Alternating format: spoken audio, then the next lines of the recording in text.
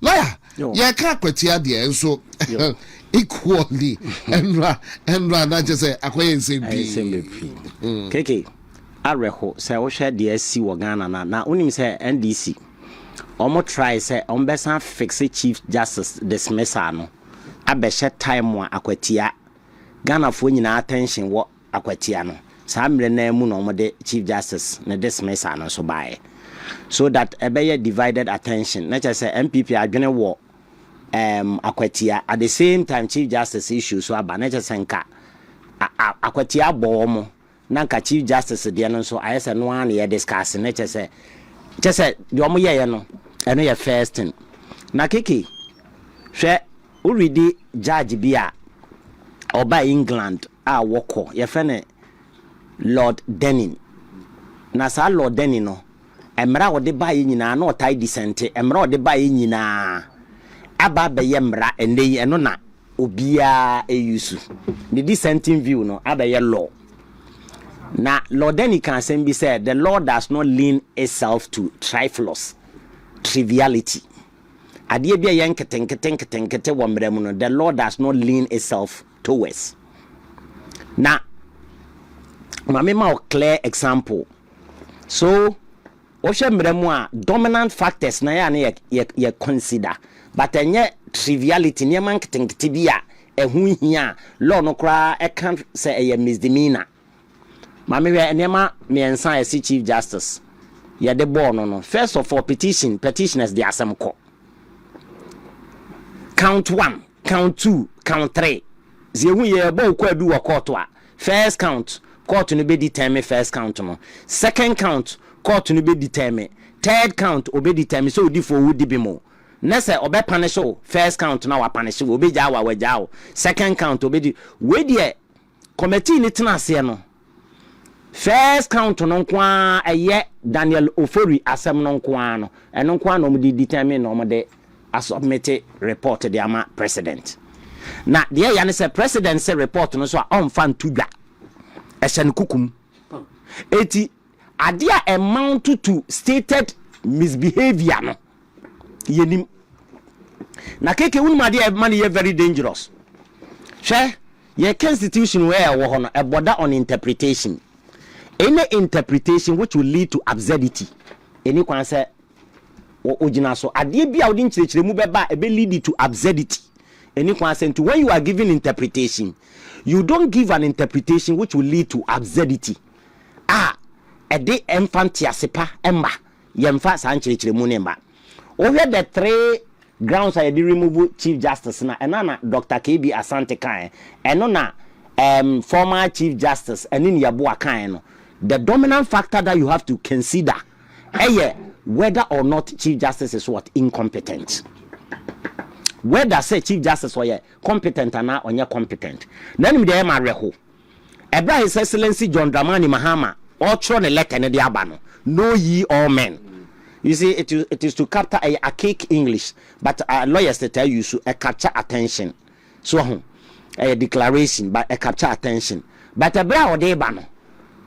I say also a remove chief justice, no, as a chief justice, and I was a removal no, as a member of the Supreme Court. Two nina were removal no. KK, it borders on two school of thoughts. Maybe it borders on two school of thoughts. In the case of Chachuchi Kata versus the Chief Justice and Attorney General 202, court on a can be.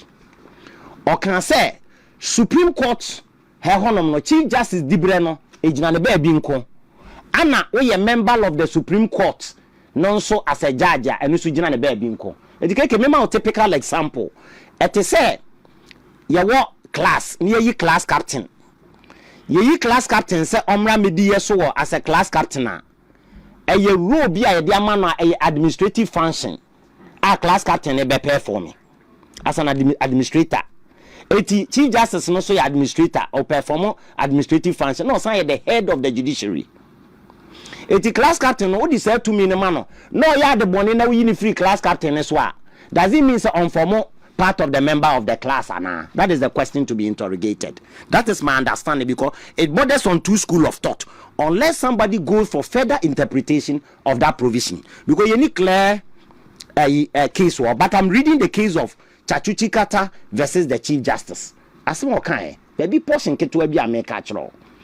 Or say, me read the portion. In doing so, the court underscored that while the Chief Justice is himself a Supreme Court judge, his administrative functions in contest, where his impartiality might be in question, are to be kept separate from those of his colleagues on the bench at the Supreme Court. Listen to the decision in Chachuchi Kata versus Chief Justice and AG 2002. Eti Chief Justice no owoni role as a Chief Justice. Eti yenhwe ade a musa court no, you shouldn't expect it from court. When the petition was sent to the president and the committee, what was Daniel Ofori seeking for? Ade a no was seeking from committee no say Chief Justice no ye remove no as Chief Justice. Daniel Ofori musa bibia say ye remove Chief Justice no as Chief Justice, ye say remove no as what? As the member of the Supreme Court. So she did not request that thing from the inferior court, inferior committee. That committee is an inferior. The reason why I'm saying it's an inferior, it is not a court of what? Competent jurisdiction. So whatever decision they come out with, under almost supervisory court, I will say supervisory. So it means that if the Chief Justice is aggrieved by the inferior courts, or right to go to supervisory court to quash. Absolutely, because once it is although other people are trying to say Article 146 is strictly censor. That means that a president will remove. There is no authority to that effect. And as a constitutional law, as a constitutional law lawyer, they met me I can say. Based on the provision in the Constitution, once the committee is an inferior court, now you're inferior court, no, or supervisory, or court to be a din anymore, or supervisory jurisdiction, I check it, that committee. So if the Chief Justice is aggrieved about that inferior court, Chief Justice should keep mute. More on kasa, more on court, and challenge decision is abreya. On try Mahama be free so. Now on files are written challenges our decision. And Chief Justice will be brought back. And then who said that is your court is your Ebina Ura Chachuchi Kata. Ebina Ura, and no man require me be in your man. Ebina Ura Chachuchi Kata ye no. Ebra ye buano for Edin Kotu Muno. Chachuchi Kata anko appeal where MPP pencil. Or train Emma Justice Denis J. The Adinako Supreme Court no. At the time I didn't call court of appeal. Now His Excellency John Dramani Mahama, a president. Or Chanyama. Nana Kufuadomo amemu nyina kwawiye president conform de kwawiye wanko oma enipo by His Excellency John Dramani Mahama penso no eno no okoye meka first His Excellency John Dramani Mahama na nana ebeba no eho no okoye ana omdane ade no eka chese Chachuchi Kata ni for eti Chief Justice me mafutuo as a young lawyer meaning so only take because odi animu wa practice more than 35 years woba mama some people are even saying say once I remove Chief Justice na every son automatically amawo ekwaha. Let's read Article 128 clause 1 of the 1992 Constitution of the Republic of Ghana. It says that the Supreme Court shall consist of the Chief Justice. 1. It shall consist of the Chief Justice. So bones are where to be connected to separate sentences what together. We are trying to find the etymology of the provision. You find the meaning of the provision. Or say the Supreme Court shall consist of the Chief Justice. So bones say conjunctive. There's a word there. And not less than 9 other justices of the Supreme Court. So 2 separate sentences. Oh yes, summary. School. Once a sentence, so you can get 2 ideas from it. 1, the Chief Justice stands alone, and 2, the not less than 9 justices of the Supreme Court. That means that Chief Justice is only the administrative head. At the end of the Supreme Court. The appointment is different. And a president appointing a Chief Justice is also different. I'm giving an interpretation which will not lead to any absurdity.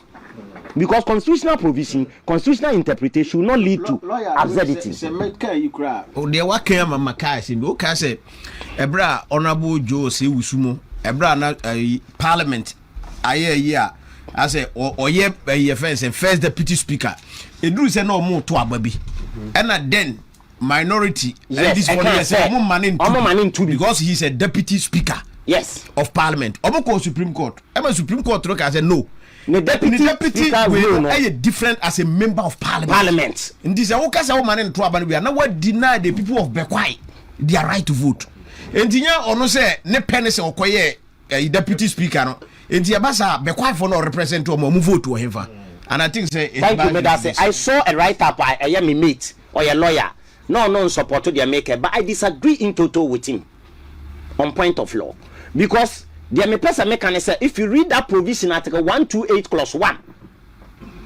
Chief Justice Roger and the baby and Daniel Ofoli you see what you did not ask for from court the court will not endorse that one for you court will call honoma capacity out the court as some cross out the court before so what is the substance before the court is what the court will determine what was the substance before the committee ni tena say e dey bad na dem and what was the relief that Daniel Ofoli was seeking from that committee relief ben and no referee committee no relief urgent say based on stated misbehavior the chief justice should be removed so relief I was seeking the removal of the chief justice as a chief justice when period BBM free committee no say removal as a Supreme Court a member of the Supreme Court so chief justice being the head of the judiciary and performing administrative functions that's not what prevent him hey and I say it reverts her so we na we dismiss na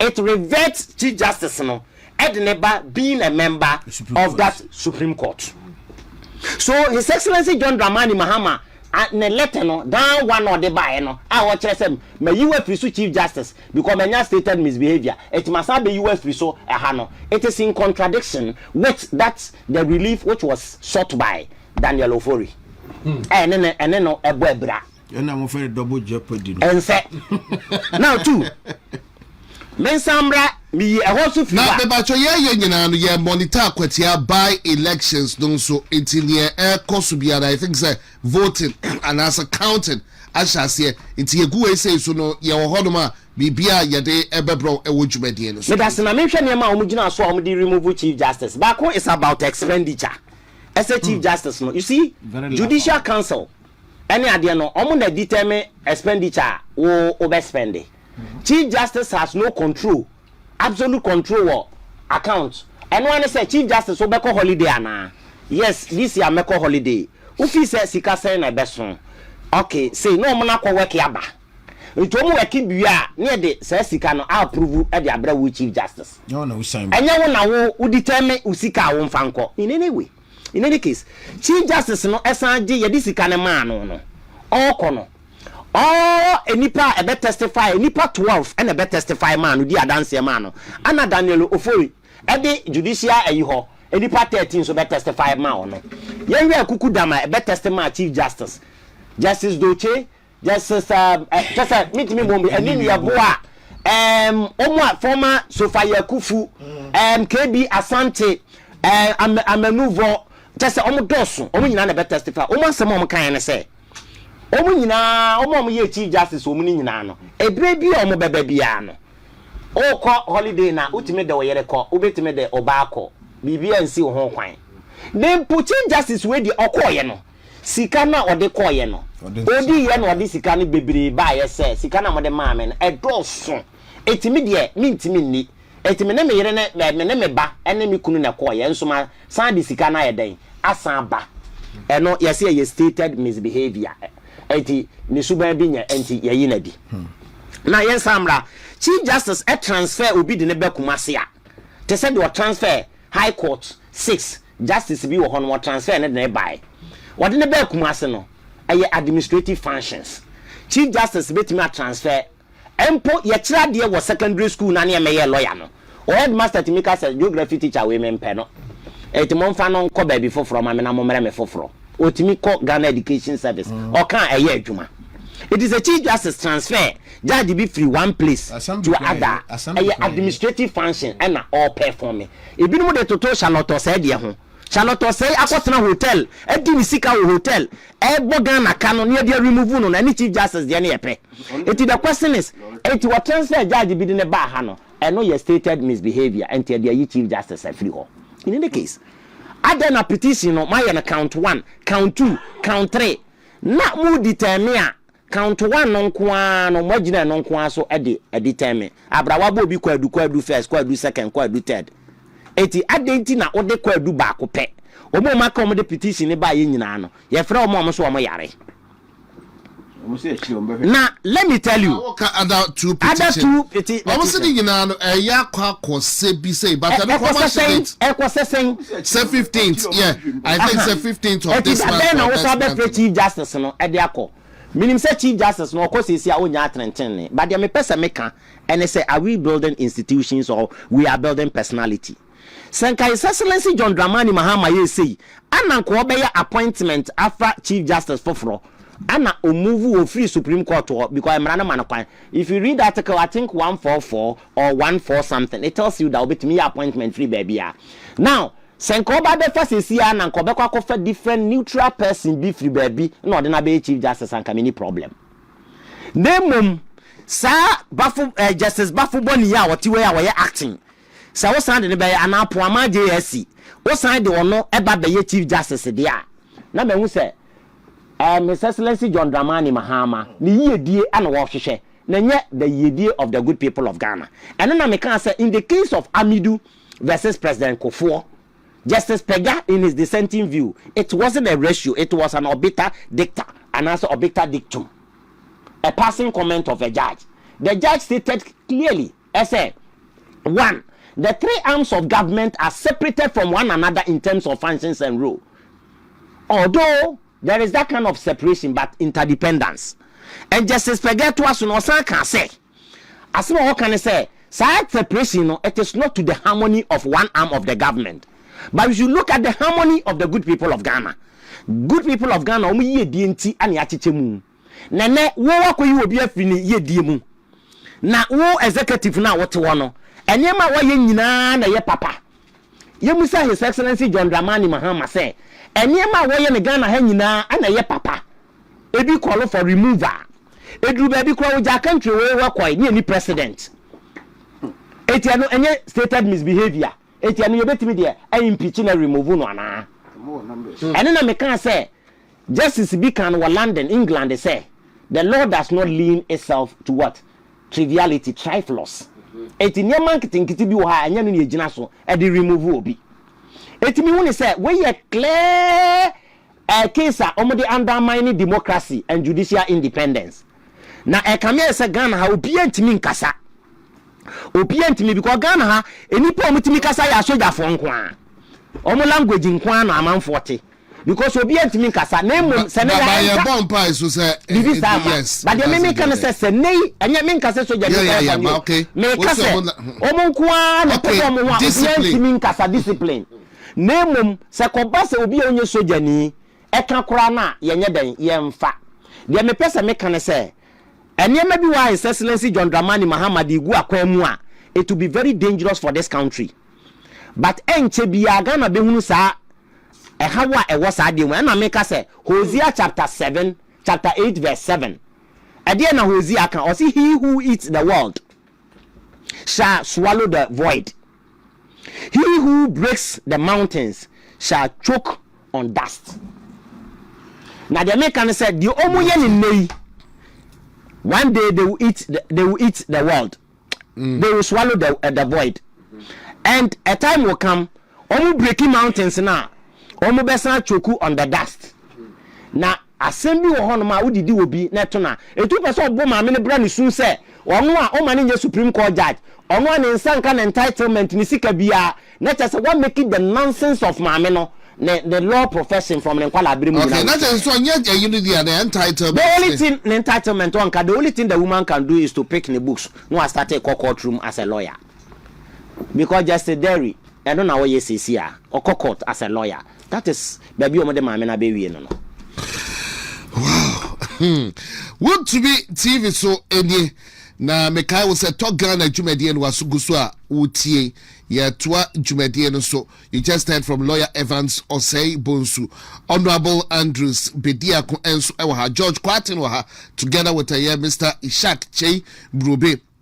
Na digina mu no akwatia bai le makacho so omo counting enti ye the way say no fam na fe omo guso omo counting no se bibi huhuhu bi amba ide ade na chese ye watwen mu se omo counting no ba ko a ebia ye hu New Wenchi Palace NPP enya asumedu ya 192 ena NDC enya 79 ewo New Wenchi Palace wonum asumedu ya 192 na NDC enya 79 yeah bomba say be the say ya but meantime in between time yeah the way FM but yeah ni ewo hoduma ehu hia say ya call sisi a yabako ni akwa update no ede abro enti honorable memra wo so ofake adwuma nyina na lawyer yi enti me fi se ye de kakra bi na beka wona yahwe ye resource eba ye be sere se ye nkrofo mo ho no mo ni na ofri se ya no mele mo di kan de ye stronghold no ba enti wani gi no afi no mo de no ofake isi mi ntwa no keke de na me de kan wa na me kan article 144 ne se Oshe 1441 or say the Chief Justice shall be appointed by the President acting in consultation with the Council of State. It's an appointment on the Council of State and they appointed. But we read clause 2 now, Article 144 clause 2 now. Or say the other Supreme Court justices shall be appointed by the President acting on the advice of the Judicial Council. So it's different. It is different. So Judicial Council Article 1441 no. In consultation, I want to see Subio. I'm not getting it. You see, by virtue of or in the light of Article 144 Clause 1, or say of the 1992 Constitution of the Republic of Ghana, or say the Chief Justice shall be appointed by the President, acting in consultation with the Council of State and with approval of Parliament.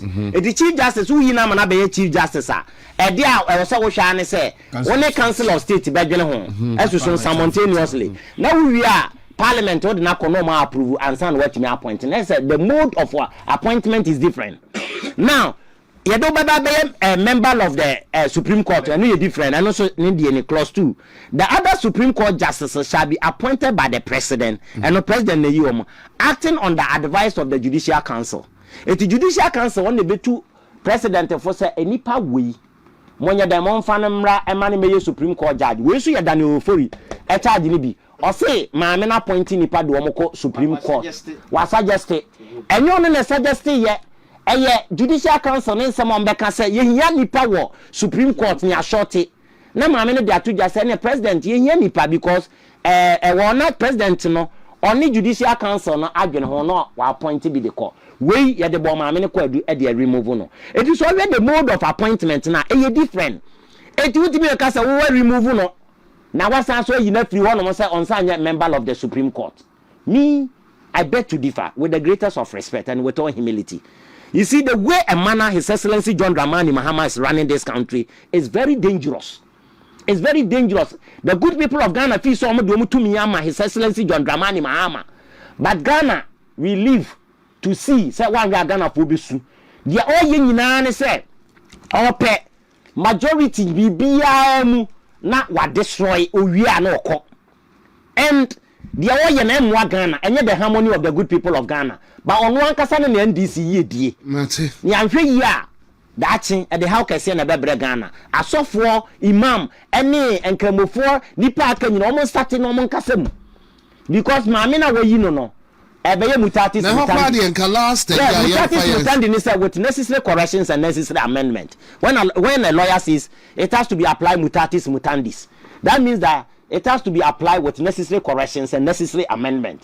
That means that if elephant will never forget about this. One day, if elephant wins power, I'm telling you, whoever will be appointed as a Chief Justice, Satipaka Onyamako. We appointed Chief Justice, Satipaka Nempo, Samuko change Imrana, they will also amend it. Bese Sambrano, because Nipa na Manu Siabo. Bese Sambrano, no more so appoint you almost Chief Justice. Never why. May that say, a very passionate. And I make a honor, you moving one I am Basia. What they are, Church and Brano. Yeah, political. Offer. Obekaya say unim say ministers under John Mahama 2013-2017 by 34 former ministers or government appointees or more double salary say Ghana. Yeah. Na Kufuado so pe o man ntina meka say omo say MP for any pe o man we do amunya asasem nka ye nyina yetimu be den because ha nipa we na nka political class about 34 people from one political party na nka de omu nyina ko gira court na ya prosecute omo I don't know the name say omu nyina ayo man body ya form kotum wunim the security of this nation the implications and kabeba in the wisdom of President Kufuado e ka say no ade we meka say nansi e to abawie e na minority da e be cheche mu a kire ye bibu na ye hu say rumor president na traso na anu no be ka kire me hu say no kire say President Kufuado na ama yam prosecute sa nipa we munya abamba be mu nyina na omo ka ho omo je double salary and these ministers about 34 of them sa nipa we sika omo je kan nyina bom na fatoto maame dia omo say ode atuku on ne kuru ne bade atuku an say dura enti why are we doing this to ourselves say adeno koye NDC for dia Ghana for beka say MPP for ye na yeduabo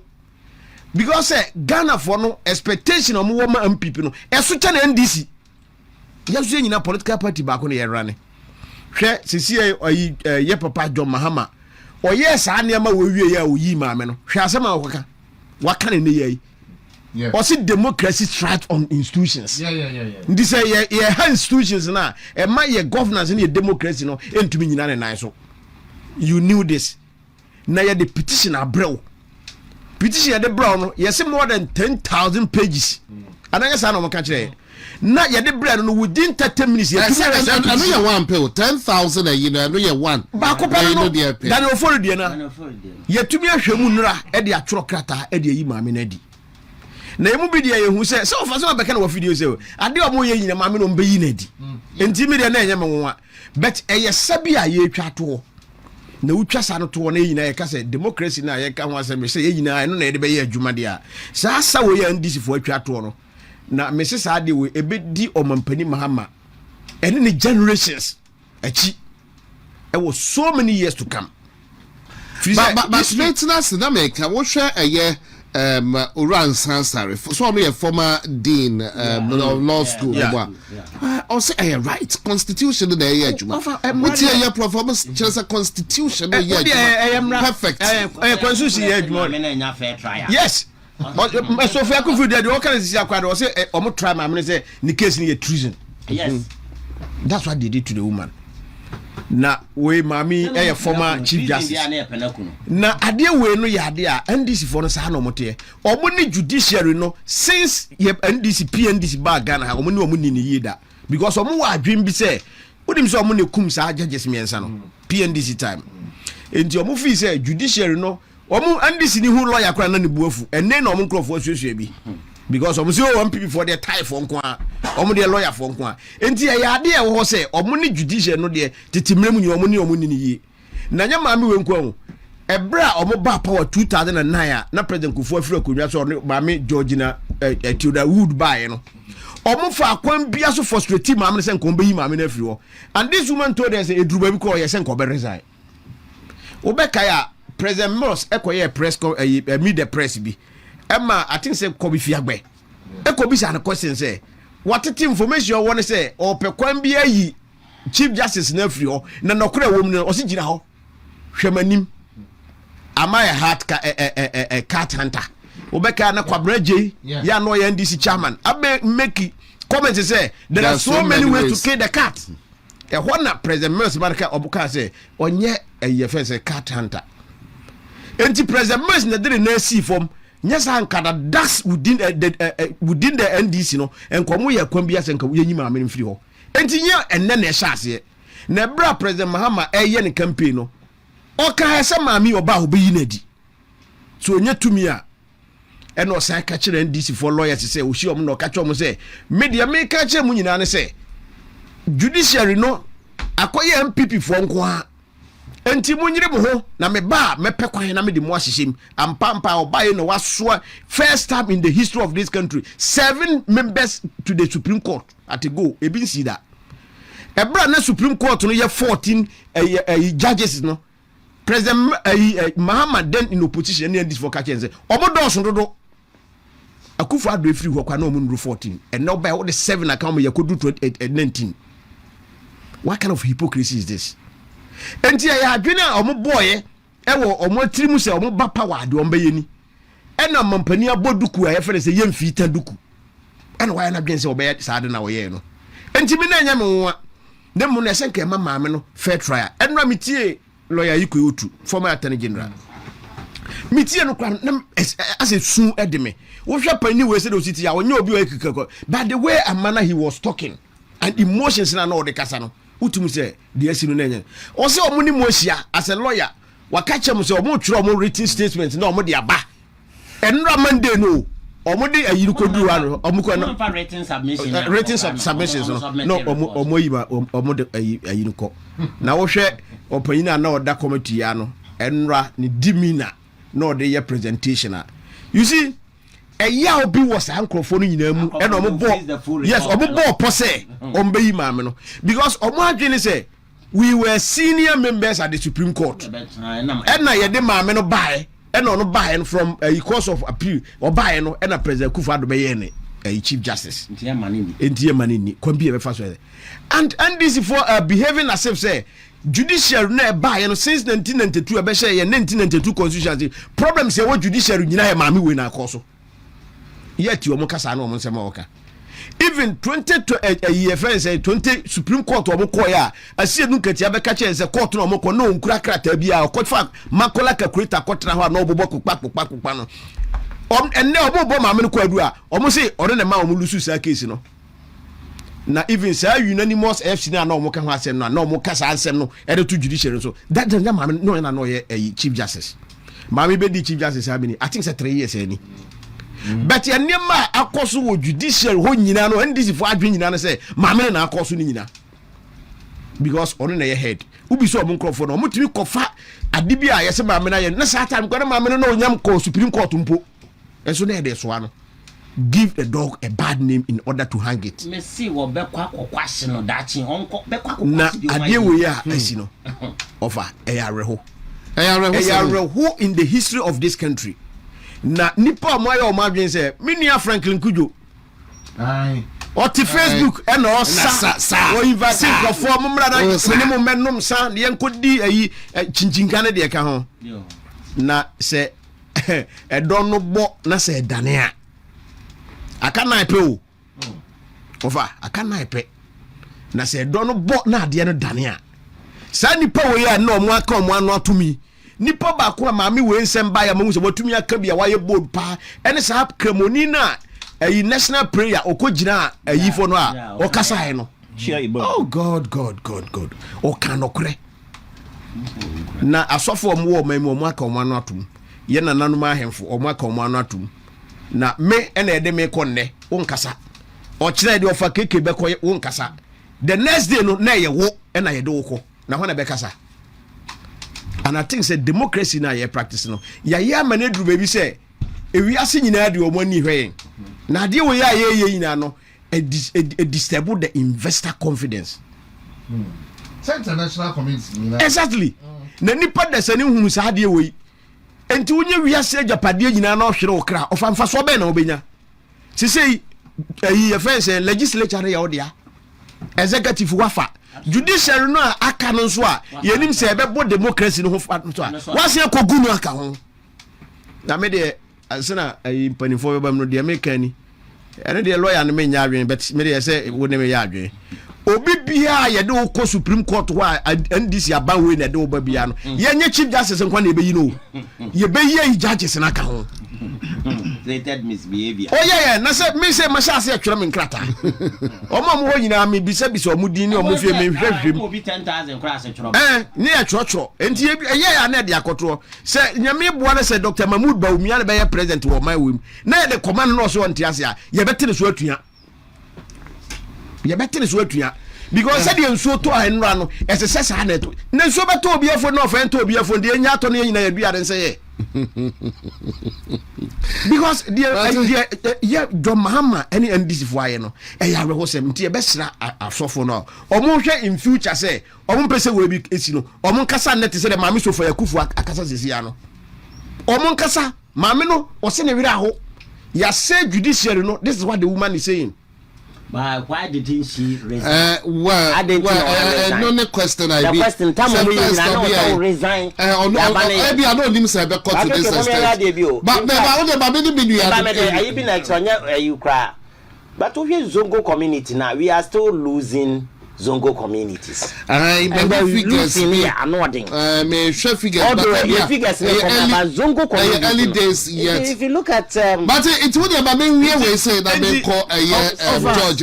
Yeah, make can say I dare see no. Rosem.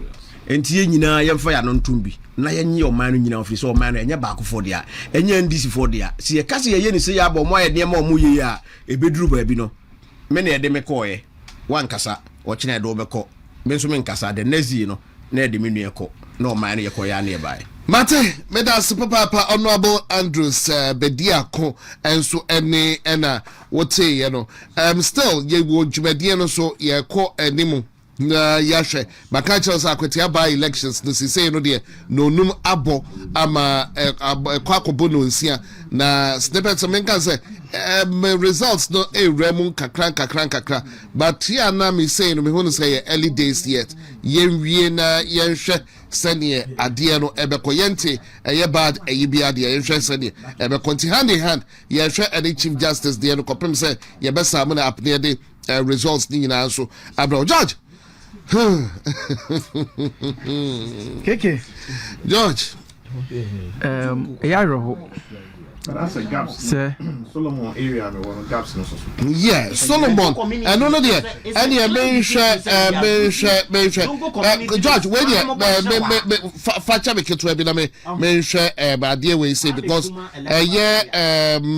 and someone be announce okay I have this one Takrase Methodist Church NPP area 84 provisional results and NDC area 162 and also in others no they forget it now in 2024 no that time NPP area 149 NDC area 116 but this time around NPP area 84 NDC 162 all GBC station Buadia NDC and 154 NPP 66 other ones no there Phantom Ebianza and Aquatia Lorry Station provisional results NPP 83 NDC 333 and we have Abrosenase polling station 158 for the NPP 107 for the NDC so Akikano Wenchi and NPP 116 NDC 92 menti ningina I think so when you a provisional result baby also NPP was but George me need what to make of maybe if it's anything to go by and I say yen train yes ye guswa ye train there and then ye ka ho okay ayana aya aroho kakra sanse ne die kabi mamen kan bi aba enchino wo hwe NDC for first no na judges no ituo na omudi ye the president Mahama ye judicial coup d'etat na waye no esanse saade we ya president Mahama ye no ebedi na chi ne nkwa na nyina esanse waye ade a ebi ensi ewiaseda ebi ensi ewiaseda so obehwa since 1992 president bia no honma waba wayi chief of staff and chief justice edi ebi ensi da president Mahama pe any the first president obaye wayi chief justice edi na mami die na waye die mpa na mami waye me die minya kwanya adwane demonstration na ye against time na almost started process na se na ye nyina ye nim se eyeyia na omope no eyi na di but maame nso ma wiase nyina hunu se enye bone bi no waye enye ade bi no wanye ne ye nemum eye wotan hunu a President John Dramani Mahama ni NDC aban no at the time no the only reason omo time no nyina because of politics amanyosem omo gidi said the woman was appointed by Nana Addo Dankwa Akufo-Addo under the MPP government enunti se omo aba na se John Mahama na ye president dia na NDC na ti abema se so omo pam no na omo kofa NDC ni ede ne be chief justice edisisi no omo kwa appoint NDC chief justice as simple as ABCD na ye de ye nka hwe ye okroma kroimu ayati so no sabi ayabato ne yakoto me no ka say aka 39 months pe na President John Dramani Mahama na nemre aso na okọ 39 months pe na okọ a ontumi ndi president bi na megidi se okotre fie a obenu no ho isan se sa ade ya waye no enye sa ade no nko na waye hwe abawe baye the first boni a wo ye ne se omu chief of staff issue statement se obia yefa na juma under MPP bia na yenyinadi me no kasa Ghana mabunu over 36,000 na yeyi omodi wo wie wan fans ho a o wie yenso na wo se wonu ma na o se o mo pepa se o mo badwane ye bambo adwuma no ebi ye police ebi call soldier ebi call immigration ebi call fire ebi call prisons customs ni ade na ya train o mo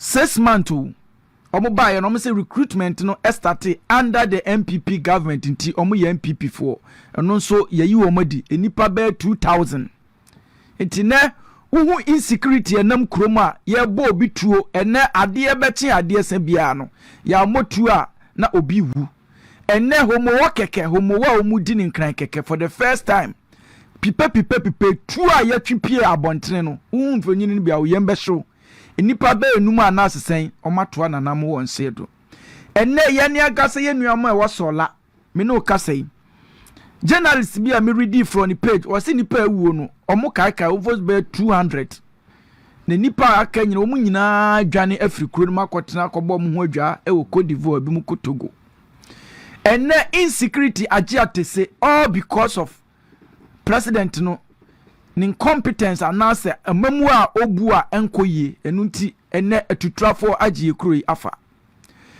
na yekoye judiciary nso a ye court system nso a atemu adwuma no eho ena sisi de ode nsa aduro wapam chief justice wampam ni kekeo enimpo ade a ono agasa ko school esu ade ofa mua nyese otifie ne yakofre no wane na mua practice from lawyer abeye judge koduru Supreme Court judge eno so kura no president ni se sa dibre na wono ankasa ko ni school akoduru no woyinadi na wieye no eno wode ne nsa sin bu so I John Dramani Mahama mia na me se meyiwadi enye hwe se wono na tumi kita no tumi nso de ekura ho a sisi no so ye supreme leader okasa obi nkambi de open no ye but me pese me hu se enche bebre ena anu ya o wini elections o Thanksgiving na okogina ho no kan sem bi se ni wura fie amekai no wo se embrai olusu lesson na okotena fie no eto de bia opagya nani a apart from na yerpe no hu nanim etumi di be 2 months na obi ampon sending message musa say Mr. President on what to say enti on kai say 39 months per na aka obesa kotena fie biem eno kra de ni da so bi amani so biem because atem no obeye former president a oni akwanya say obekita tumi biem eho na obehu say sa boni a wodi ye no ebedi na chi na de waye no esa so ya de esese wo ye oba bia na wo Ghana ha wo sori mapa wo ye oba wo ye ohima wo ye oba wo ye sofo wo ye oba wo ye adetoni wo ye oba wo ye akyerɛkyerɛni wo ye nurse wo ye doctor oba bia esese otumi sori na sa de ya NDC fo ne President John Dramani aye otumi condemn na opanish wo mo menu kroma enkomo ayedie a President Kufuor kra no de sa get child education ni baye aye bo hu dewura free SHS baye ene ukọ secondary school a emema dodo a ekọ school no the same thing e man kra sisi no mo do so chen emema no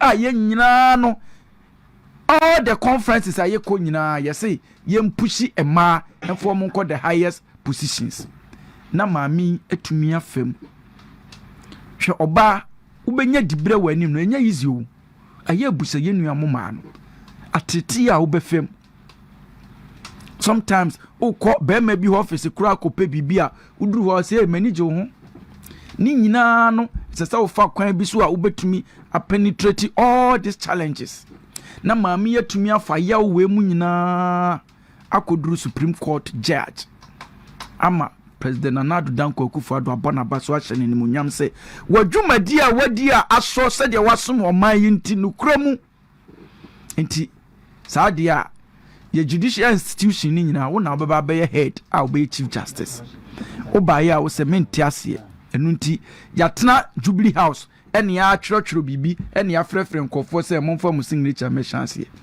ade petition ni nyina wo mo twerɛ no Jubilee House eho ene omo twerɛtwerɛ no enye obi a na twerɛ bibi ade brɛ omo ena omo wieye no omo ma obi ede ne nsa hye ase ene omo se yeyi wadi enya hwe me de maame no meka se emane nka hwe onkotena fi boko na emom se de Yesu Kristo kan no wasi Jerusalem maba mama mu nsuma me na emom mu nsuma mo ho amaka akire no ade ya waye no wode wo how pa na bread judges e wo a omo nso ewo anisuade hu so omo pese omo ye chief justice and Supreme Court judges esa se nyame ya adom na se MPP ye ba kwanya oma kire ye kwan no sisi e de oma kire yen si yen ye ba no ni enso ye de ye judge and ye Supreme Court judge and ye chief justice enso eba yen ka enkire no ha se yen ye ba se NDC for appointed chief justice MPP maintaining no there be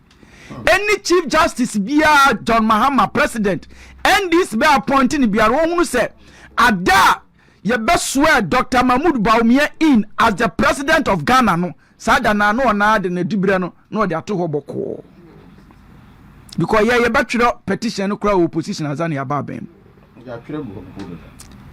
enti abana ye de bo tachi no ye de ato ho kama kwan bia so ye de bebo ba na de mesre ni nyina ne se ema obia bamumbu ema obia enka hwe na se de omo ye no de no omo ye de omo ye ni nyina ne se omo se chief justice we wo ha omo ntumi emfa MPP for enko court bi ni nsamu ni case sa wo case a lawyer wabon kura betumi am wadi nkunim you don't need a judge o we say lawyer ni because wo case na ye white a me di matare yakọ na sa atare na ye white a judge betumi aka say ye blue debi e mean say omo ni case because omo ba ye entro enko a omo case omo akwati bibi e friend oral committee na omo koye investigations no sika omo betumi raise ye $21.1 billion enti ye nkobo besia biom ena me no buy one Ghana cedi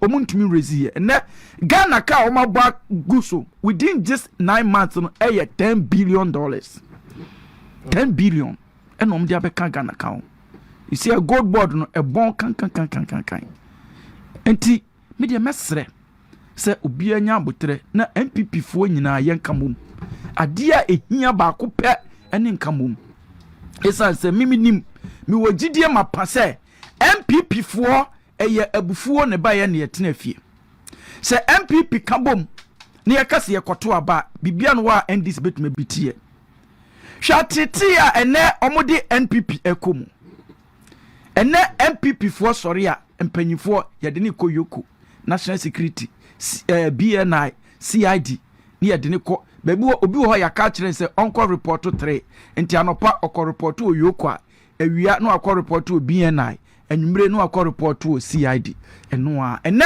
omatia drufu soldiers so ene tiktokers wo ho ani achew samtroni onka bi hye onni omafa na onye onsinki praises ema oma ni achew de ka nyina ne se emre ni nka so kufuo bedi 8 years okọ Lawrence Dini de okọ na Nana Danko Akufo-Addo okọ even President John Dramani Nanga Sakura oba first term no satan no o seek for the re-election Ghana for to aba tini si form pa no sitting president Ghana for to aba yini si form enti bibia no eso Ghana for ye na de hia ne sɛ MPP yɛn kan yɛn ho mom na minim sɛ ɛda ne so a 2028 Ghana for na ne bɛfrɛ sɛ mommra na amamuo papa na mubuo no mo nsa mɛto aso. Mate. George Quarted is the name. Na yawaha Gusto mixture so ebetina say. But Mr. Ishak, results though to kill in kakra. Na me can niema mienu pe. Na fe aba results no so. So see the here results no pa. Di kan ene se see amahwe ayi coach ne nkomo ba akon. Me afina me be nya kwan kind full you know. Was see judicial offense saying judicial travel policy no. Judiciary travel policy no. Enya dia committee no consider kra. Omo ahwe kra. Didi kind. They toss me no and they say one more say you know you're saying report ni saying over 10,000 pages. Yeah. Report. Yes. One came for. Nature say enya dia Yera John Mahama. Okay. This one will speed be on the kind. In 2 hours. Ana or the troll letter no. Edi yi ma menedi.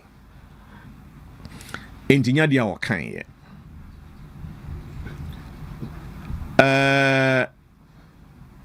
The ekoso no. Yera Mahama the second chance a Ghana for the man no. Minim se summary. Nipa bebre eyi wo mo ya so mo de mo kokro motie no FM no. But adia ekoso nyina no. Adia baako ana me pese MPP4 ye fiye ni ye bie ya so na ye di ye ni esis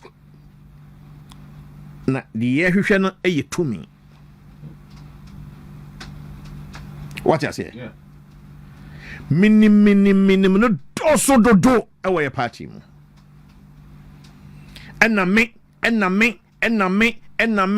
me dia ye me ni e doso ewo party mu. Ye woni na ha na wo.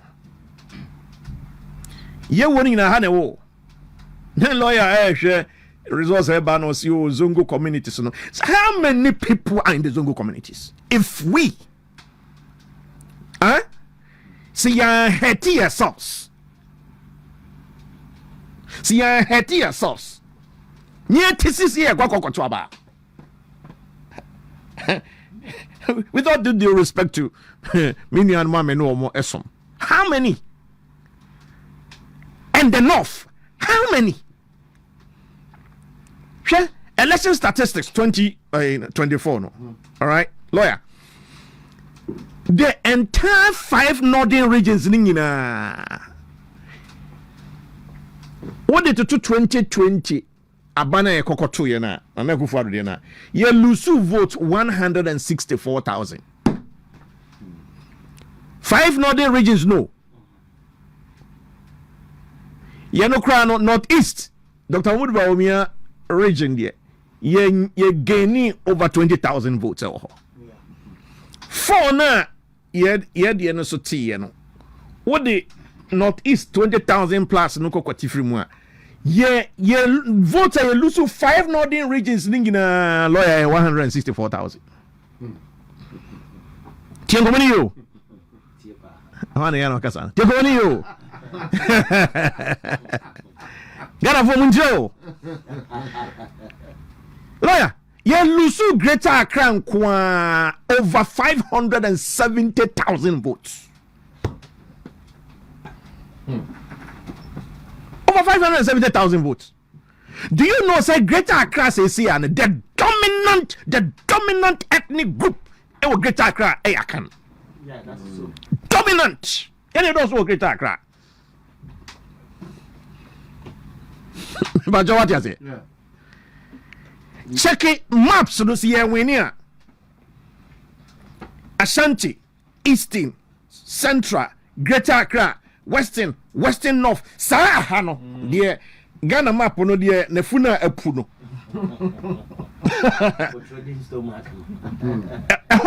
Any win here. Check every kofo ebesi John Mahama 2024. You lose one in upper east, upper west, you know, to northern region and then northeast, the Savannah. 2024 and it shows that northeast no afedie or no wakoyi no free northern territory honumu then oti na afei aba voter region and one more what say no esoro ho no twa esoro no finfin say ketwa na eba ba besi you know venus no zone no voter region no bia yan wene what do you say enti lawyer ye base the soon but at least they should have considered Baumia as their own meba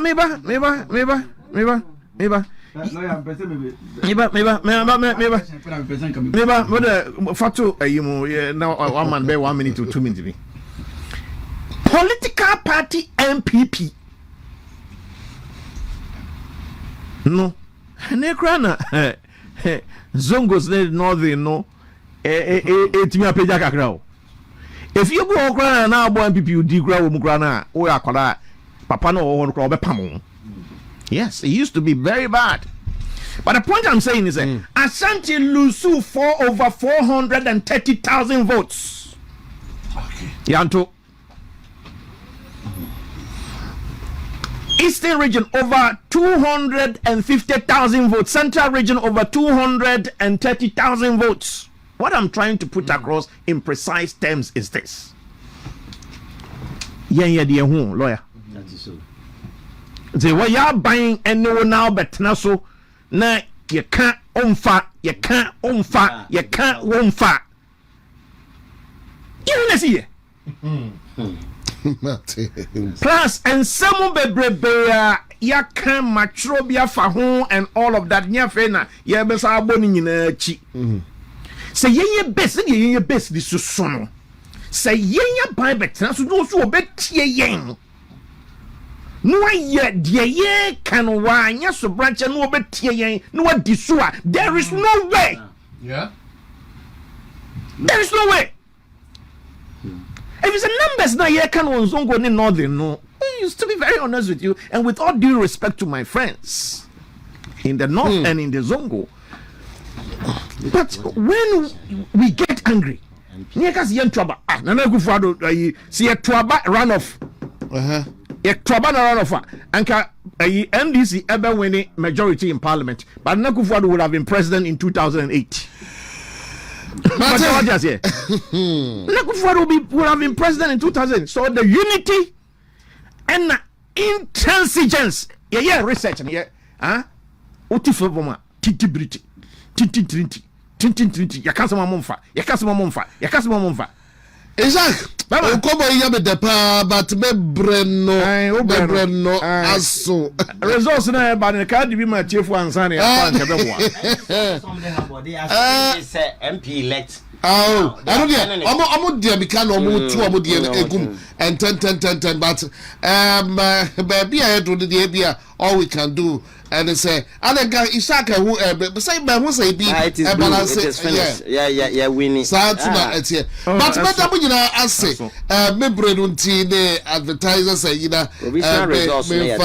Enti acha no be no so komo no chino dia na yehu obi ehu the smoothness level enti better Ishak chei bro be better na papa for your lecturer KSTU. Many thanks to lawyer Evans Osei Bonsu honorable Andrews Bedia mini akeke dia me pese me twa tia ne se enanipa edoso wa ha enti obi abekasa de ma reho anyina wo mu no enye abato na yekoto no ne de abato ne befrim ababa the aftermath and as during counting no de besi wa akwatia eno na me dwene ho sesia because de sa azoka sesen ashase NDC third vice chairman de why sesia no statement out there about bontene ne say sonkobeto owura afenyo markings anka yebeye by election ewo ho a threat of death oba ye criminal code ma act 29 a threat of death na carry a sentence of about 10 years. So what can say na? So what are the security agencies doing about this? Afenyo markings nye nipa hunu bia kwa yemfa ne say nipa bia nipa threat of death for the kono so eye imminent apprehension and I say imminent panic and I fear bi na wo de akono so enti asat now afenyo markings betima kwa akosie wo ba bi ehun betima tono so ebi kura woda wona because onim nipa wa adwena wo de ba enti that threat of death no is a serious matter. Me when say security agencies I work Ghana I was said by now this man should have been arrested. I need to say you entertaining war sa baby or war akwatia no. But another be American anocracy. I said this particular type of government, you know, His Excellency John Dramani Mahama. They mean when they say democracy now a rule of law a day adwuma na so they aton chen and wa blend it too no. Ofemu kakra bia no the anocracy. And the anocracy ne aye government bia o use autocracy and what democracy. Waka mienu ni nyina abom. Na etimi masani padasani wanye obia mpo antrete no aye honorable minority leader. Wasan be majority leader krapen. We key figure wa Ghana hanom a ne ho se de esi hia no. Na o se obame aye by election. Na in any way say ye kwa by election po na nipa wu a emfa so oben na obenya frizu eso. Because two more verse be Hosea chapter 8 verse 7. Na keke sa ohia asema wo ha. Sa phrase na can also sowing the wind refers to pursuing a lifestyle of sin, idolatry and rebellion against God. It is like planting seeds that are empty and unproductive.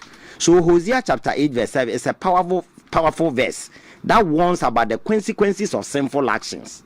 It says, for they have sown the wind and they shall reap the whirlwind. Here is what it means. Anana asechira medeba. It is okay Hosea chapter 8 verse 7. Boni bi anipa obedi no wa at the wiase bia ana se ade boni bia wode beye e wasase so bia na ka hu se obenya so akatia. Nyankopon ho sa no enye se woye bibia na wafa ho adi na wokọ. Ade bia wode bedi uyonko nipa bia na boni bia wode bedi nipa bia no obetua so ho ka. Edi dem pesa me kan kyen say ene power ye wode ya o. Onwene the good people of Ghana ho onwene nipa wa akatua ho onwene nipa wu ye no de ye to abama no mpo no wa firimu ama wawu ama yakosie say ye cardiac arrest ye de okọ waja na japade ne manyina ho.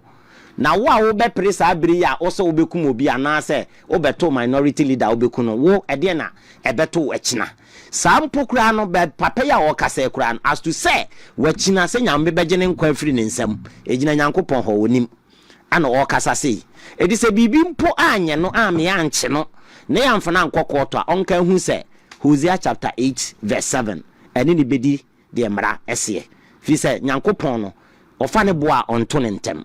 Nanso said ye tie bia nyankopɔ be de make kire the people of Akwatia ne say omonfa abotre nkoto wo maba eduru anwumra omo nyina ho abotre mu no omonhwe election no the outcome de besi so obi beto hye omo so no obi bebro wo mo a ewiase nyina ehwe His Excellency John Dramani Mahama amamuo sa amamuo no ya amamuo a reset de adepa na eba ewiase nyina behwe power ne de obepe ne no onsa beka na ekire asem na etene na se elephant ne so ba befa o man na ka hunu se si ade sa diu na be ye woda ene na se wodi bi di wunua na wo se wo dwene ho.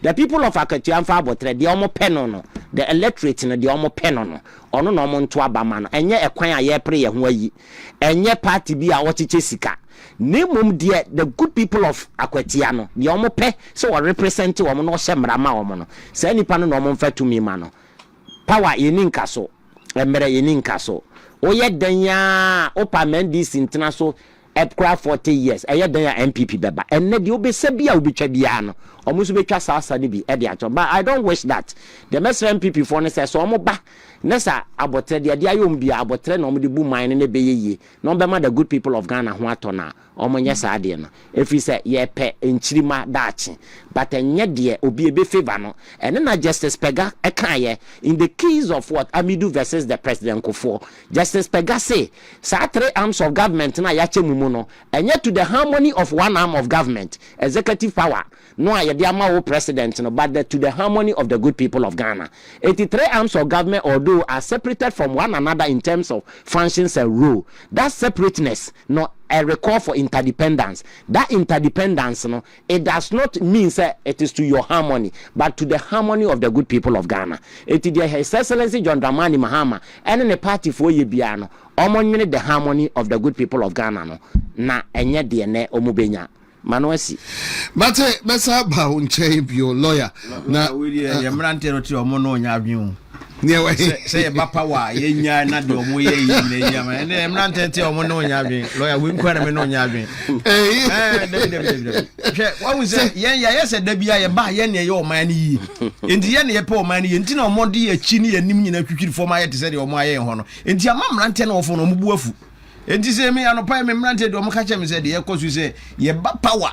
Naso almost shassia, yena ye dear Murian Koda, no Munya do. But say, yes, see a law abiding. By this time, yes, Munya of my 2 minutes, and yet 2 minutes, say them run a bayajuma. Said, see, Chief Justice or Morimu, say, run over the you. And your mobetim as a samrana, Combias will be your who be one chair, yes, you're a bayajuma. But Masaba, beauty, what a lawyer Evans or say Bunsu any na answer meko a year be Ishak chain probe AJ be call a year George Quartin AJ na be good so answer George mema waka baby ye nuaminu abema na ohoye adumarakwa iguso kakrakra now say that na do ba ebe pm Ashanti bantem and I know the coded. I said, me create in any free. Tihayas and a free. Anyway, Maminchia, a tea for any asher for. Sisi a credit asher for qua. The sans any pabon phobia or mono. Or more by say, Omobicum, Abby, we have a say. And Omudi Tumino, say Ghana for Numa. But at the right time, I see a Benya quina can be kakra. Na me wo asantime mu nso de me fa nchia kese ma santime nyina ewura na se osetutu baby obi aye mana ha ewie ena mpanyimfu e wa ha me honorable ne doc ni me seniors mu nyina nso mechiache mo ewie minua em se kumase de se okokko kwa obeba ye se kuntu hwan a na chia na okọ ntino ye nyina ye kru ni de ikodi pa kakra ye den asese ye twa ye nso na ye befie enu ntina ye ba kakra na Akwatia nsense no media me medical kan say the people of Akwatia minji nida say Akwatia fo ebeto abawe edi atia MPP esan say wo hwe say ye ba ban mu mfi nwotwe adwuma ye na Akwatia no na eso omani pa entina obeka ya even 2024 krana na the wind of change no e blow baby empo MPP e seat mpo na ye lusu da since 1992 krana ye lusu bi nanso the people of Akwatia na ye ndis na tisu but omotoma MPP in 2024 now we sanzo share the circumstances ana sene niema e contribute ye ma sabi yenua NS ya kumi ekoyare ya sebi odi ko nanam ho no a na bibia kire se NDC for ebra of fam no omo contribute not less than 90% of the suffering ebra obre ni nyina no NDC for omo ana de pressure eto abrantie no so a sebi went to me and survive esan se eye 2024 na yekoto aba yekoto ye no nso no NS ya kumi ankotwe tuo na wankotwe agyan na asekan ene na enye ne first time okọ 2020 okọ en olusu ye oti ne ho ase ekotena fie ekoye ne homework ye ene oba 2024 ena Akwatia man se ampa wa kire se adwuma no betumi aye ena omoto abama no minua ye to abama NSC akumi oma ne ho anto ne da the first na ye ne say ye suma national security call no so say ye nkochiro na me hu bi da si ye koto aba na yi si bold ni say wo na wawini a aban a woteso no tumi suma national security si ye mra ho mechew by force omukọ akwati om de cars mienu national security over 20 build men and akwati afo si da bi ye ma ho fa ye de hye na enko ofiri obedru parliament na the national security for no so gina parliament ho na afenyo markings mo se da bi aha de emra hye bedwane ye ma okwan ma wonche no se wo asem bi a court na sese odiko ampani empa om de kodan court mini om de ko gina court omudi asem ni bu awieye ni 26 days pepepe na abrantin ifra tiase for assassins okoda hospital yes pressure na want to me and survive na ata de boni we ya NDC for aye no menya sure say akwati aman ebe kase da bi emfa enye omohwe omo nya sada na me no kase akabe 10 minutes pe na abato no abawiye me de medical sre fitina otwe ni nyina sre se akwati afo sɛ de bɛyɛ a mo bɛyɛ bibi na ahye NS yakumi animonyam esan sɛ lumba ne bɔ ne nwo sɛ mi hu achi sɛ de bɛyɛ a ne saman no emagina krotia na ensungu ne yam enu nti mo nhye n'animunyam na omonto abama yenua Solomon the MPP na adwuma pa ene akoma pa NS yakumi ɛda na akoma so sɛ ɔbɛyɛ no de asom akwatia no ono so metoa so na onye because me can pain se nye MP ya okodi ye ene ho bra me nya so so nke yenu nkasa pressure nko benya da bi ntu ye no kire se wode ne kra ne nkwa ato ho abo afore ama akwatiaman nti esesa akwatiafo ye hwe ne yie na ye hye no animonyam sabi NDC for seat be brom de Ghana for anya o mabro ya mo over 184 seats na 84 seats ni ya de mo no kra no akontabuo be pa no matumi abu a kire ye bosome nkuru ni 9 months ni o mo ba bem omumbu akonta papa bi an kire ye bibia no won mo betumi di o mo sasi o mo bo se 9 months o mo ba ye no o matumi aye ene efuna da NDC ni bia no ubusa na asem bia o se dollar abafo o kwanye o ka o se dollar abafo street light nso o ka o se dollar abafo ye school dan ni nyina enwunu o ka o se dollar abafo wonu ma omo marki ye nkwala o mo twere BEC examination bosumi miensa ne ye ntri o mo ka o ka o se dollar abafo enne bibia wo beka bia ye se dollar abafo enkra kumase kwan ya na contractors makoma be nwotwe ene ya cha mo mugusu ana o mo ye o mo ba ye o mo suspend o mo nyina so obi anko na oba be express D&D woko kampe o se dollar abafo bibia na obeka na NDC bia o mo se dollar abafo eno nti sa seat bebre ba ye de mo mrahye bedwafie no ehwo ne mfaso bia o ma ya Ghana fo nya ho mfaso enti D&D na sese ye san mo mu biem ye hia strong opposition Ghana fo hia opposition na o mo ni yedin o mo ne betumi akrakra ban ne se papa yi o ba no wo hye ye bo akese mpempem wo ka kire ye se wo kofa bibi bia ba ye frɛ no 24-hour economy de wo ka kire ani se 24-hour economy se nipa wo Ghana ha o mo ya aban adwuma so o mo ye 10,000 a wo ba be fa 20,000 aka ho enti ebi be kwa anopa ebi be kwa awia na ebi akwa anadwo saa na wo kan wo ye billboard asisi Ghana ha nyina no kwasem esese ebusa ye nuamo Ghana fo nyina se ne Ghana ni bi apa ebonu nsia onfo kan ko hwe baabi ayi abadwuma onko DVLA onko passport office and now the onko any government agency bia no ko hwe say 24 hour bi koso ho no ma bibia no ekoso bibi papa bia no ho no ma omoye omo anso nim se omo ntumi nya hwe na NDC fo na anso nim se omo ntumi nya hwe esan se MPP ho fo ho abufuo ene ma amanfo tena fi o man koto aba eno nche se Ghana fo wani da so bia se NDC ba be bibia eti ye besra kwati aman se omuma ye strong opposition ni entumi check aban no enye se sisi e di ope no yo aban di ope e na wo ye san se oba ye wo hwe omo ma no ye dini nyina o Ghana ha e na wa twe omo abehye na aban mu editi se odi boni obi anka saa no waye CSO so oma no ye din nyina wa ma appointments e wo na aban mu omu didi omu tumi nkasa biem owie no otisi mu ankasa mu nua nsem trofo so wo hwe nsem trofo ma no ye din nyina e no ma appointment editi se aban ne ye bibia ye nka hwe report aye hwe no akwatia ye ba obi asum ne ye say NDC crashes with MPP ye bo nipa na suma wunim nipa ni dino wunim se first vice chairman of NDC and wakobo MPP third vice chairman asum amoni munyina mugina ho mo report to ade say NDC crashes with MPP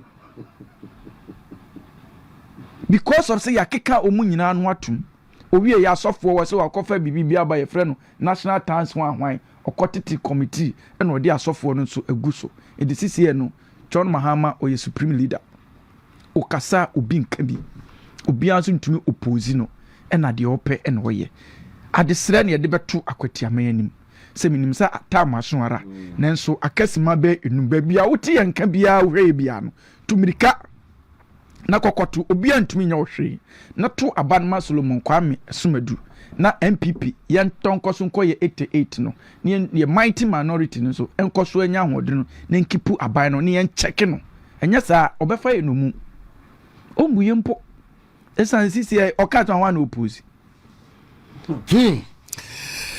George Quarten a member of the national communications team or communications team member into George Quarten and so ewa halum and area me pacho would to be TV so any uko Facebook you want to be TV live ewo Facebook and you want to be TV live on YouTube senior ye kana kasima be menhwe 9 Simabe 9 na no no abo akwatia nchekra omo ebekin kai abano na yehu outcome no enti later on the program ye beko phone lines no so na yakwa akodi actually be there I will just crave the indulgence of a yempenifuet here na yahwe say betumi aye few moments after 6 a day akahua probably be and kai best ready be 15 or so minutes be akang but ishak chei brobe ewa ha opani so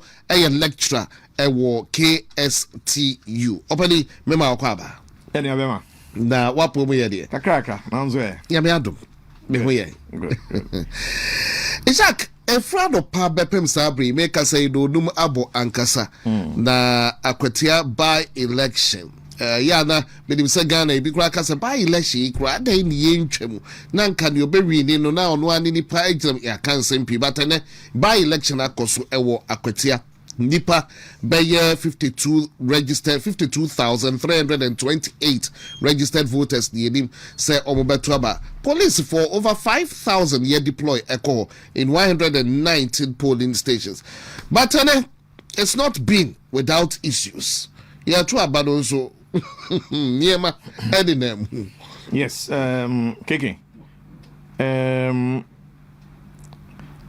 I expected me sure say akwatia by election way MPP and adwen say woko abra wonim say NDC for onmo true transfer crew omo maho ememedre to transfer I mean say I expected this idea 7 prediasa nanke no yenim nyansa what you say.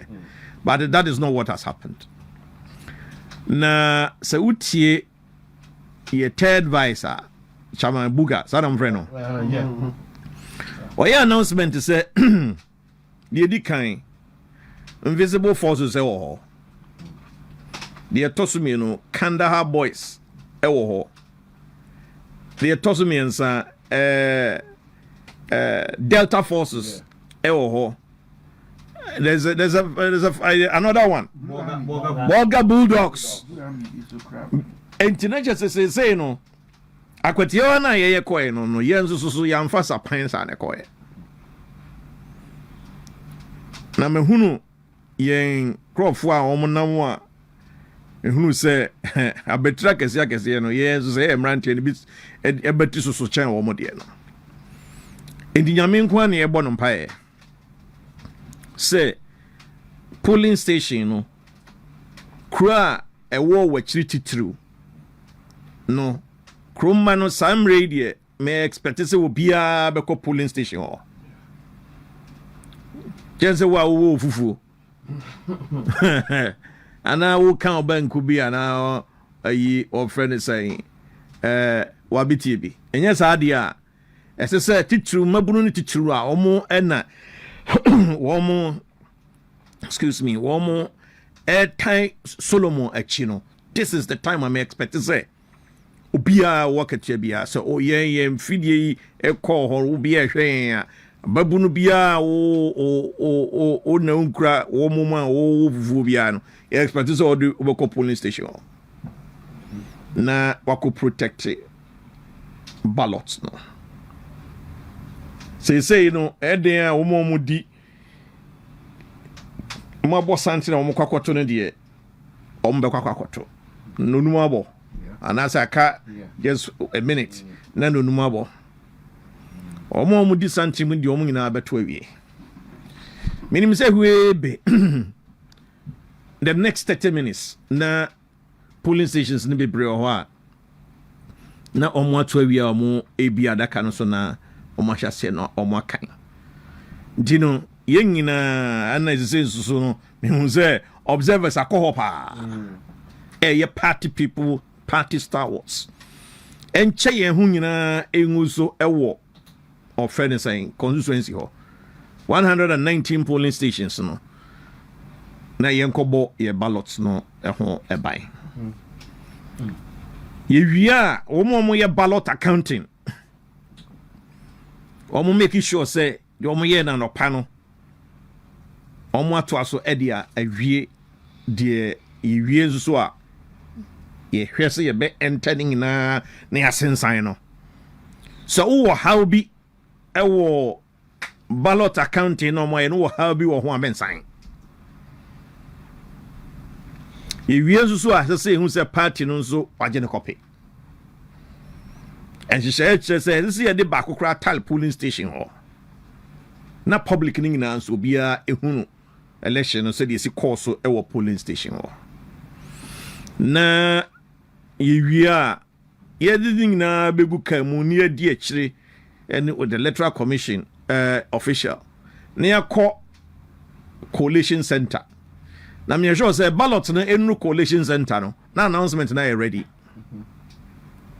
yes because look yina yes adwuma we ama MPP or polling stations say there is dedicated line polling station results no by obe test ade na de akọ so 119 no simple spreadsheet e shemu na can numbers no ebomu kosa enti no minim say emo 6 between 6 and 7 e betimi akọlọ elections way as to say buy a ho na say eco ndc but medium wa regime say buy a ho if we say a kwan ya fa so a yi Solomon no me kan no pa ma me santimu biem say MPP yemfa ya no nye model number 1 and I remember 1992 na any 96 no keke wo ho na wo kromfo ne wo constituency fo na aba ho se besin ba begina o anya samre ya afa die keke uni bibi wo botum dia unyansa nyina na aka trimu yes I remember those times new we say if my memory serves me right na ye wo government teacher ba ko opokuare ne friend and frifa omo ba say brand bebegina so on said in community no but yemfa we nya model number 1 the idea see akotia na me fepa o because nanka we wo ama say ya we key block about parliamentary elections are and kumi another key block about parliamentary elections are and akwatia any eastern region any national party account who boom say ye pe compromise candidate obi a ye di ni gina ho a afanu ni nyina eba nchen that is what we did you know in the past so and to say no elections we na omo kono yen party division and wo Akwatia is broken. So omo nyina akabom na omo eye campaign. Akwatia ya wini wi a lessons pa de be man no bebebre.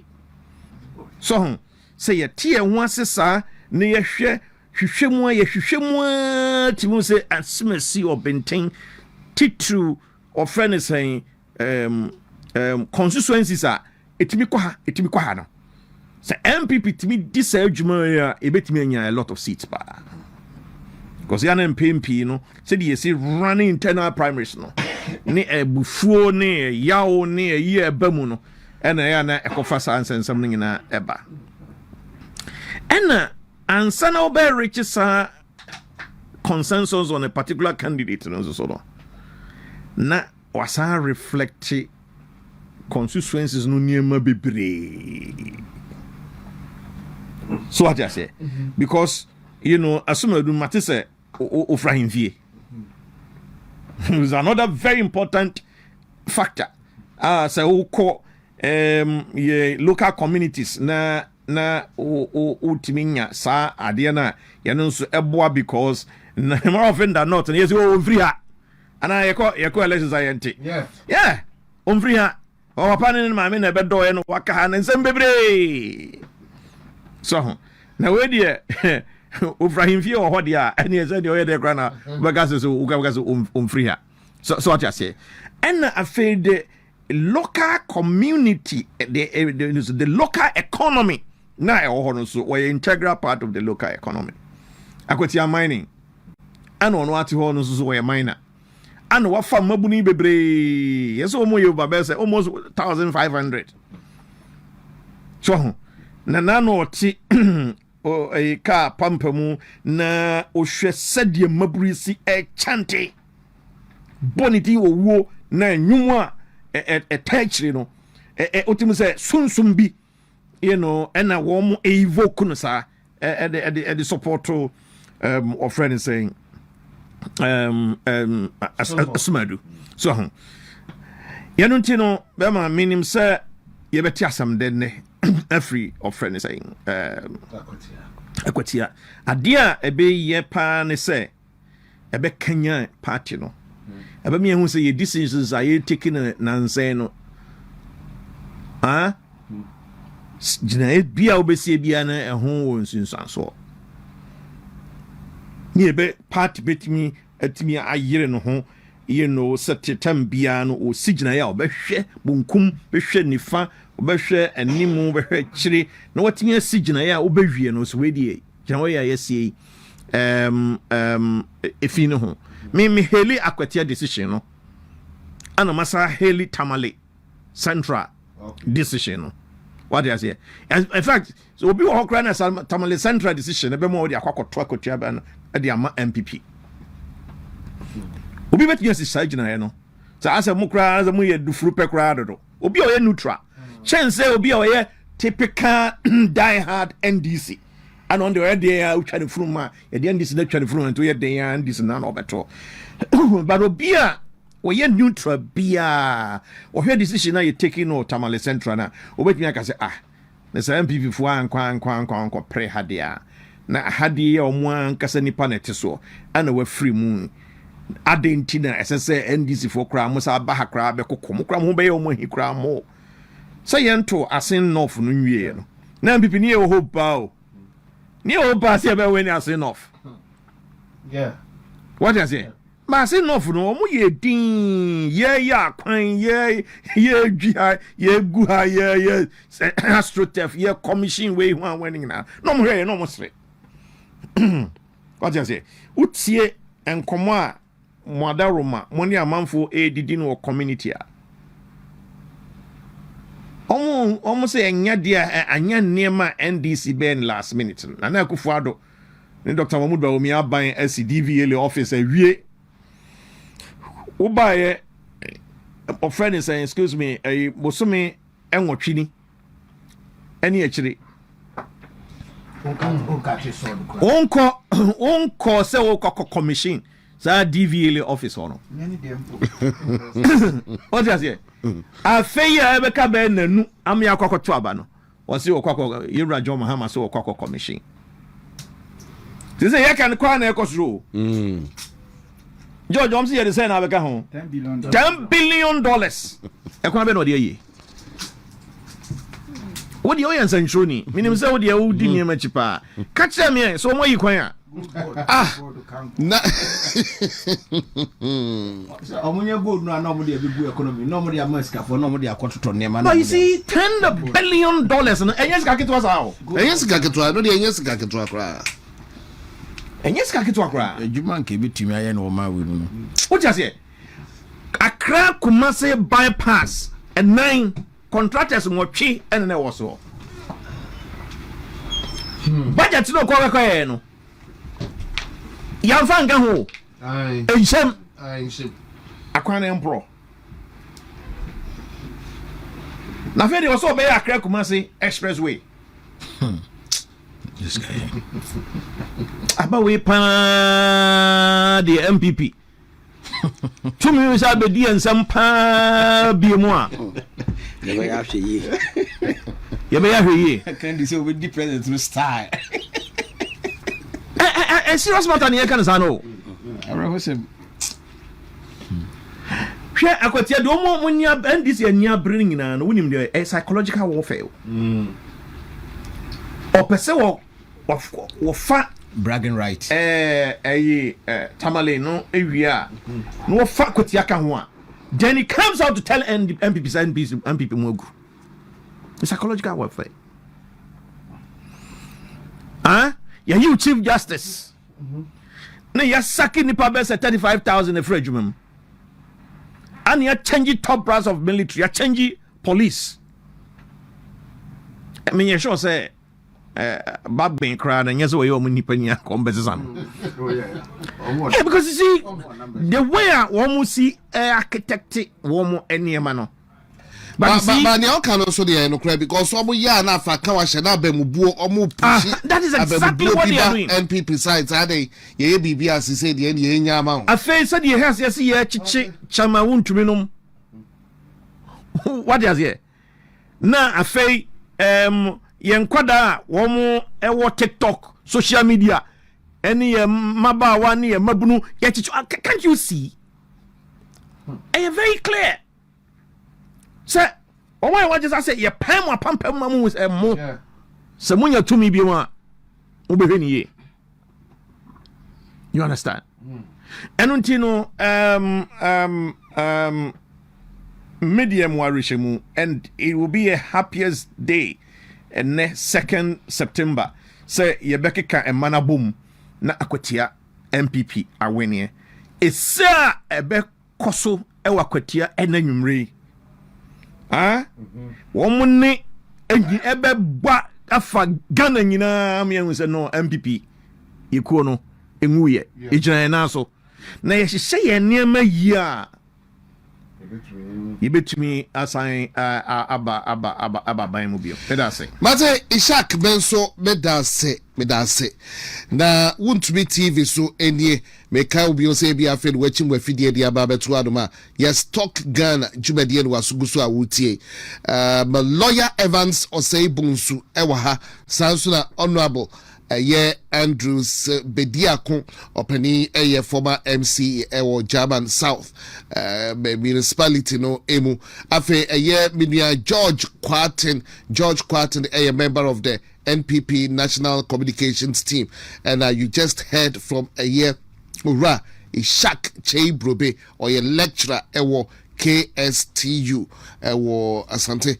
Mantem Hasenti yenim Bakacha was ene sise no dumabo me beshena empo yakofo lines no sona and then it's all about akwatia but akwatia lawyer ewo bentem hard with dia behwe na chief justice dia na bra ya twen ɛyɛ results na empo yakwa akodi ɛno akyi no mema yɛwura ɛnum ebia probably yɛwura ɛnum kakra na afei me producer nso work phone lines no ne yɛhwɛ deɛ ɛkɔ so akwatia nti wie be by 6:30 no deɛ na yɛho ɛyɛ larger picture no nti me ne mpanifoɔ nyinaa